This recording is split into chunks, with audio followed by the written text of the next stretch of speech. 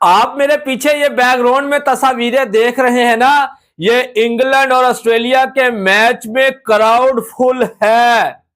Gaddafi stadium Lahore में England और Australia के दरमियान चैंपियंस ट्रॉफी का मैच खेला जा रहा है और उस मैच में क्राउड खचाखच भर चुका है।